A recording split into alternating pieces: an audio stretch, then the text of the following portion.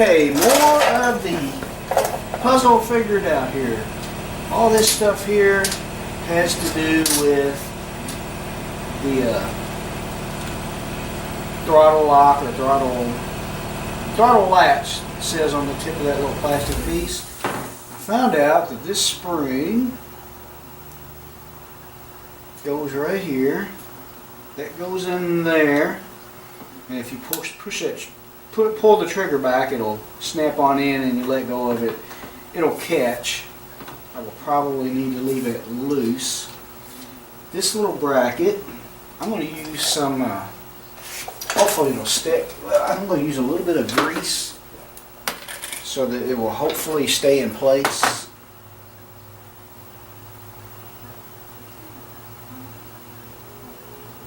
And well, I don't want to glue it or anything, but I want something kind of sticky so that will stay in place. I'm going to line up these two screw holes here, wherever they are. There's one of them. There's the other. Okay. I'm just doing that to keep that in place, hopefully. It may fall out on me anyway, I don't know. But this pin slides in this hole here, right in the head. And let's see, I think this end of this goes there.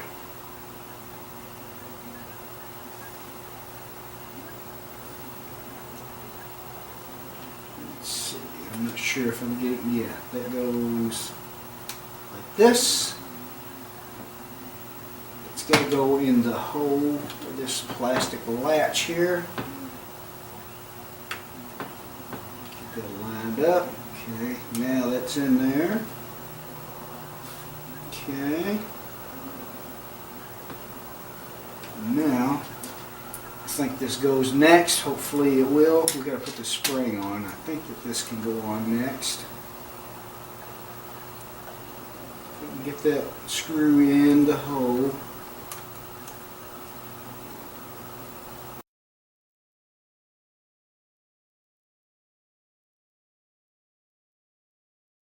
Tell you what, this thing here is just, whew.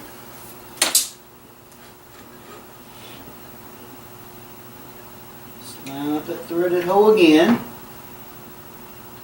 There we go. Yeah, there we go. Let's see if we can get lucky.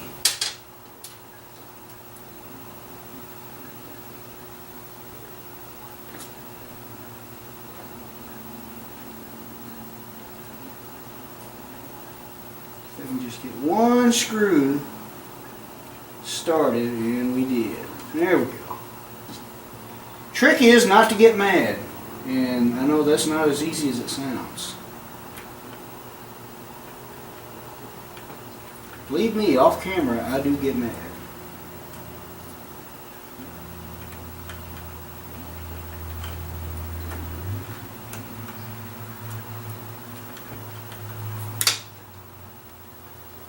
Okay, it's trying to test me, that's for sure. There we go.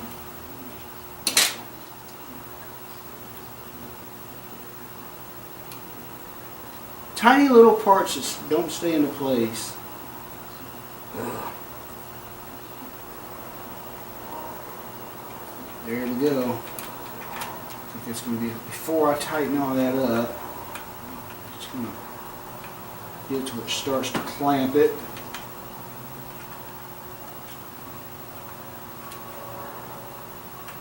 This might be a three-part video. Okay, now we got this. Now, I found a picture on the internet of one of these saws. I would have thought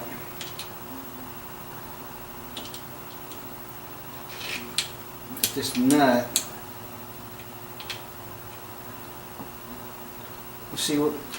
what I'm trying to say here is that in the picture, what I found was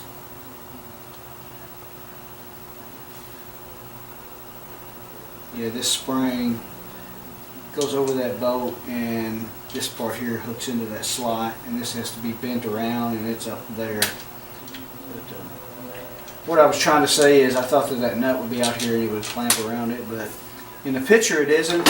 Maybe the picture of the old saw I found is not correct. I don't know. But I'm going to go ahead and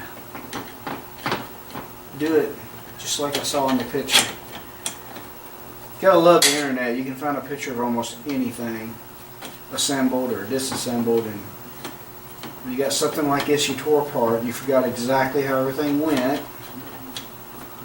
you know, you can figure it out that way. It's almost like having a spare saw right there in your view so that you can see how it all goes together.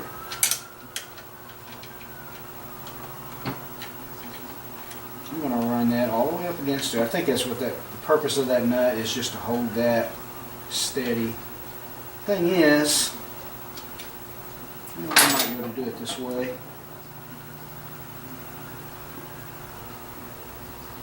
Here's sirens.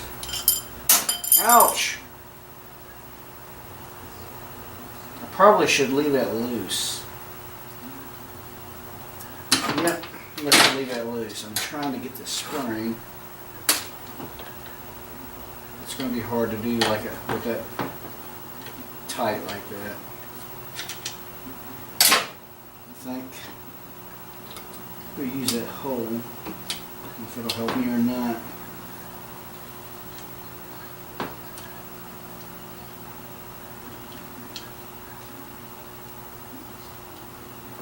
Now we got to figure out how to put this spring in, just like I saw in the picture.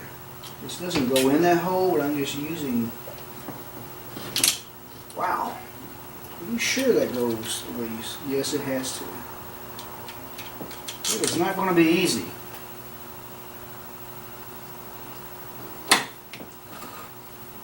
This needs to go just like, oh, I need this thing in a vise. Let's try that. Okay, I didn't film me getting the spring on. You kind of seen what I was going through there, and got a general idea what I needed to do and could not do because it wasn't in a vise. So didn't film that part. But I just want to show you what it looks like when it's all together. I got that tight, but. Like I said, put that spring under there. Had to wrestle that thing in there. Getting it in the vise did make it easier. It wasn't real easy, but how this all works is, this is the what they call the trigger latch. And what it does, when you push it down and then open the trigger all the way, let go of the trigger, and that stays. As you can see, it's about half throttle, I guess. And then when you pull the trigger, it snaps back out. That's not bad for mid-70s technology, but I'm going to call it a night for now. Video may make it seem like it doesn't take that long to do, but let me tell you, I spent a lot of time trying to figure out how to put that part of it together. And as you can see, you notice my camera's sitting up higher than usual. I got a new tripod. Not brand new. Got it off eBay before if I can get this thing off of here. I'll show it to you. Here we go. I haven't figured out the latch yet. But, oh, sorry about that. There it is. 28 bucks plus shipping. Pretty decent tripod. It's aluminum, but it's heavier than my other one. And it had fallen apart, so pretty good buy. Kind of like it. Anyway, I'm going to end this for tonight. I don't know if this will be the end of this video. There may be a part 3. I don't know how long these video clips are going to be. I'll find out when I edit them. But this much of it is together. Really all that's left is putting the coil on right there. Got that. It'll go there. Got to put the flywheel back on it. Got to put these are the starter dogs, or paws rather. Those little springs go on there. That'll be fun. If I show all that, that probably will make a 3-part video. But I'd kind of like to show everything I can that there is to putting this together, because there's not a lot of videos on putting these old saws together. Seen a few of them of guys just starting them up and showing them, but I haven't seen a total assembly just yet. Maybe one's out there, but I didn't find it. And hopefully when we get together it'll run. So, alright.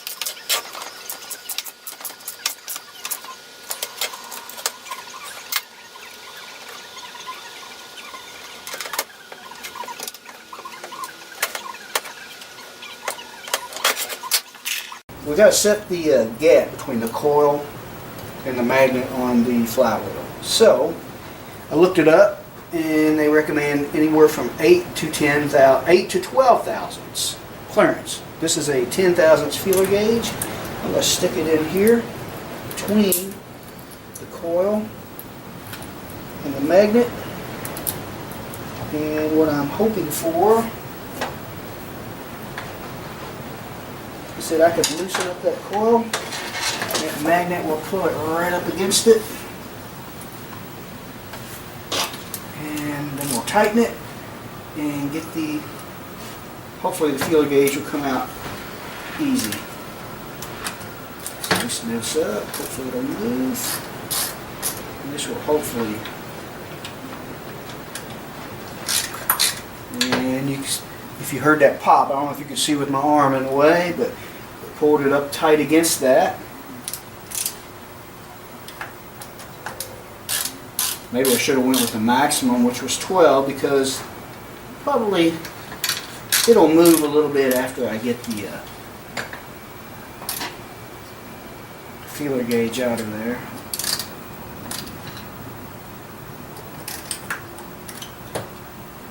There's that.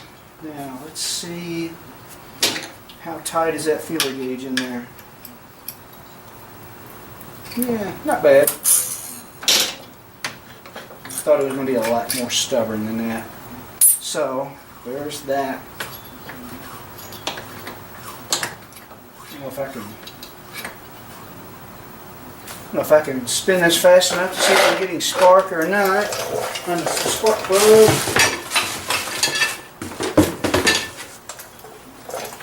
Let's see. Gotta have it grounded. Turn it on. Let's see. Can't really tell yet. I almost need to.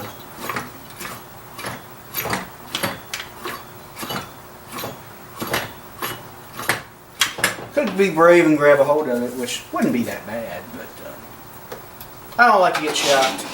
I've done it before. My dad used to do it all the time. Anyway, that's how you set the clearance. Hopefully this coil and everything's working. It was when I took it apart.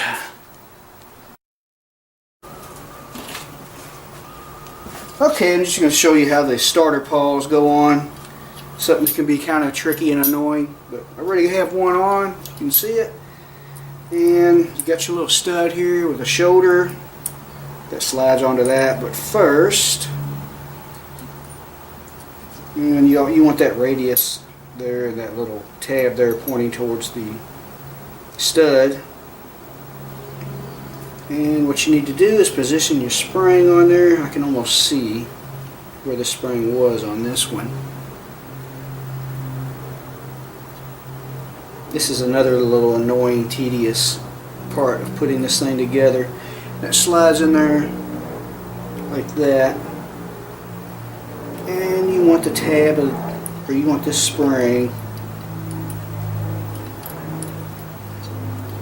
Yeah, like that.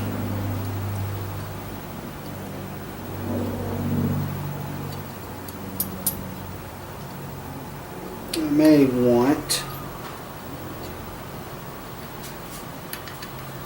let's see,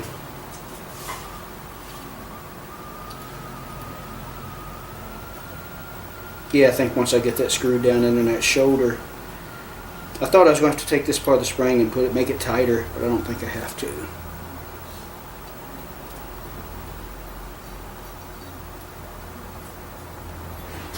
And once you run that down to where that shoulder starts to hit everything, you got to center the pawl and the spring up so that the shoulder doesn't pinch it.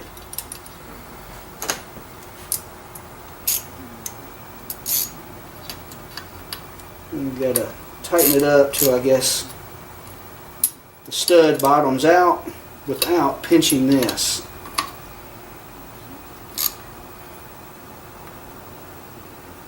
Tighten it the best you can. Maybe there's a better way to hold the flywheel, but that worked for me. And there's a little bit of play in there, but that's how they go. So now we're going to put the starter on this thing. And I don't think there's anything else I have to do to this to at least get it running and make sure it runs. So we might be doing a startup soon.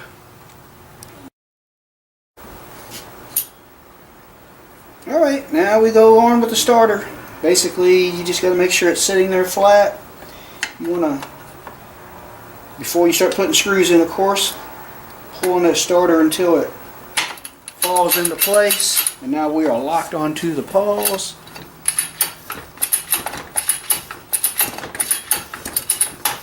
Feels like our new ring has some decent compression, which actually the old one did too. Probably didn't have to put a ring in it, but I figured since I had to pull the head off to do that gasket, why not, right?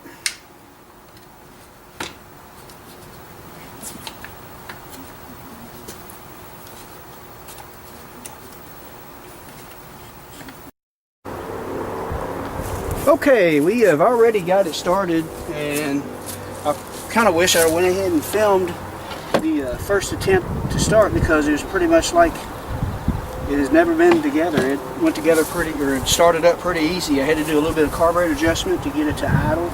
I still need to adjust it more. I need to get the chain back on it and the air filter, because that changes everything, you know, the drag of the chain, and the air filter kind of richens it up a little bit because it's getting a little less air through the air filter. But hopefully, see if it starts back up.